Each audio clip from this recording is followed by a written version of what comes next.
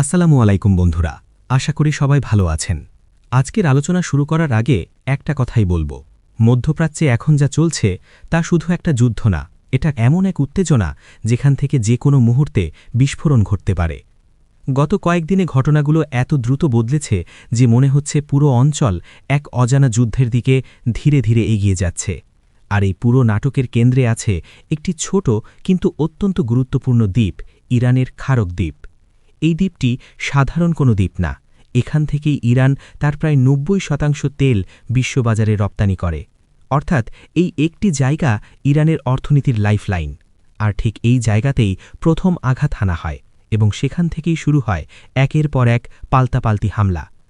ইসরায়েলের হামলার পর ইরান অপেক্ষা করেনি, তারা সরাসরি পাল্টা আঘাত হানে। লক্ষ্যবস্তু মধ্যপ্রাচ্যের তেলক্ষেত্র, গ্যাস স্থাপনা, গুরুত্বপূর্ণ জ্বালানি অবকাঠামো। মুহূর্তের মধ্যেই পুরো অঞ্চলে তৈরি হয় অস্থিরতা। কাতার জানায় তাদের এলএনজি টার্মিনালের প্রায় ১৭% ক্ষতিগ্রস্ত হয়েছে। এই ক্ষতি সামান্য নয়, এটি পুরোপুরি মেরামত করতে ৫ থেকে ৬ বছর পর্যন্ত সময় লাগতে পারে।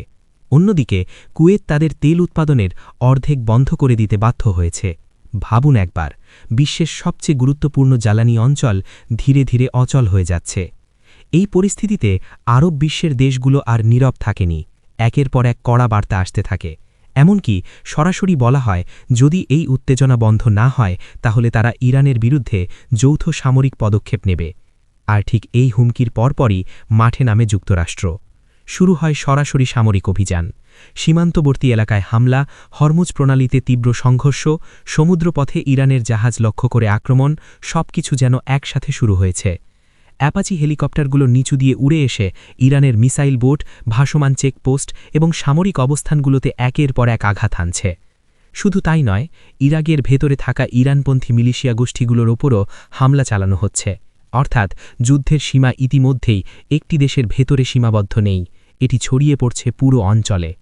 এখানে একটি গুরুত্বপূর্ণ বিষয়, যুক্তরাষ্ট্র তাদের নিজস্ব অনেক সামরিক ঘাঁটি আগে থেকেই সরিয়ে নিয়েছিল। এখন তারা মধ্যপ্রাচ্যের মিত্র দেশগুলোর ঘাঁটি ব্যবহার করছে। সৌদি আরব, কাতার, সংযুক্ত আরব আমিরাত, কুয়েট সব দেশই এই যুদ্ধে কোনো না কোনোভাবে জড়িয়ে পড়েছে।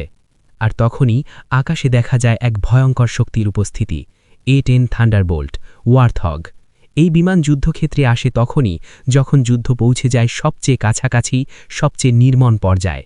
এটি কোনো সাধারণ ফাইটার জেট না, এটি মাটিতে থাকা শত্রুকে ধ্বংস করার জন্য তৈরি এক মারণ যন্ত্র। এর ৩০ মিলিমিটারের GAU-8 অ্যাভেঞ্জার গ্যাটলিং গান প্রতি মিনিটে প্রায় ৩৯,০০০ রাউন্ড ছুটতে পারে। একবার টার্গেট লক হলে ট্যাঙ্ক, সাউজওয়াজান এমনকি পুরো কনভয় মুহূর্তেই ধ্বংস হয়ে যেতে পারে।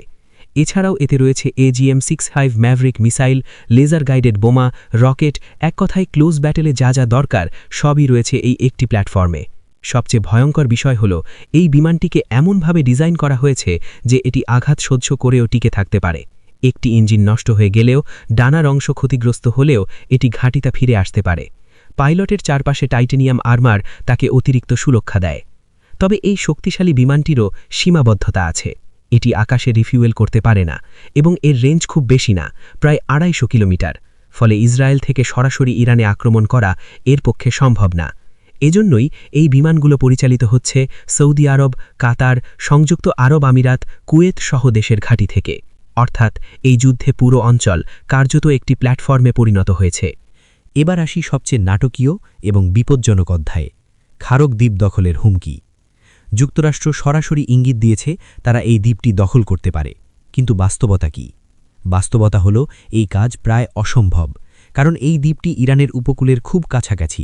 ইরানের artillery, missile system, multiple rocket launcher সবকিছু দিয়ে এই দ্বীপকে দিনে কয়েকবার আঘাত করা সম্ভব। আর সবচেয়ে বড় বিষয়, এই দ্বীপটিতে কোনো প্রাকৃতিক আড়াল নেই, না আছে বড় পাহাড়, না আছে লুকানোর জায়গা। এটি সাগরের মাঝে দাঁড়িয়ে থাকা একটি খোলা লক্ষ্যবস্তু। তাহলে প্রশ্ন হল, এই হুমকির আসল উদ্দেশ্য কি? এখানেই লুকিয়ে আছে পুরো কৌশল। যুক্তরাষ্ট্র হয়তো এই দ্বীপ দখল করতে চায় না, বরং এটি ধ্বংস করার হুমকি দিচ্ছে। কারণ এই অবকাঠামো ধ্বংস হয়ে গেলে ইরানের তেল রপ্তানি কার্যত বন্ধ হয়ে যাবে। আর এই অবকাঠামো পুনর্গঠন করতে সময় লাগতে পারে ১০ থেকে ১৫ বছর। অর্থাৎ এটি একটি সামরিক আক্রমণের চেয়েও অনেক বড় কিছু। এটি অর্থনৈতিক যুদ্ধ, একটি দেশের অর্থনীতিকে ভেঙে ফেলার পরিকল্পনা। কিন্তু এই পরিকল্পনা অত্যন্ত ঝুঁকিপূর্ণ, কারণ যদি এই দ্বীপকে কেন্দ্র করে বড় ধরনের যুদ্ধ শুরু হয় তাহলে সেটা শুধু ইরানেই সীমাবদ্ধ থাকবে না। কাতারের নর্থ ডোম গ্যাস ফিল্ড, সৌদি আরবের তেল ক্ষেত্র সবকিছুই হয়ে উঠতে পারে পরবর্তী লক্ষ্য। তখন পুরো মধ্যপ্রাচ্য আগুনে জ্বলবে এবং এর প্রভাব পড়বে পুরো বিশ্বের উপর। জ্বালানির দাম বাড়বে, অর্থনীতি কাঁপবে এবং একটি আঞ্চলিক সংঘাত রূপ নিতে পারে বৈশ্বিক সংকটে। এখন সবচেয়ে বড় প্রশ্ন, ইরান কি করবে? তারা কি সরাসরি বড় আকারের পাল্টা হামলা চালাবে নাকি কৌশলগতভাবে অপেক্ষা করবে? বন্ধুরা, পরিস্থিতি এখন এমন এক জায়গায় দাঁড়িয়ে আছে যেখানে একটি ছোট সিদ্ধান্ত বড় যুদ্ধের কারণ হতে পারে। চোখ রাখুন এই অঞ্চলের দিকে, কারণ ইতিহাস হয়তো এখানেই নতুন করে লেখা হতে যাচ্ছে। আজকের মতো এখানেই শেষ করছি। নতুন আপডেট নিয়ে খুব শিগগিরই আবার দেখা হবে। ভালো থাকুন, সচেতন থাকুন। আল্লাহ হাফেজ।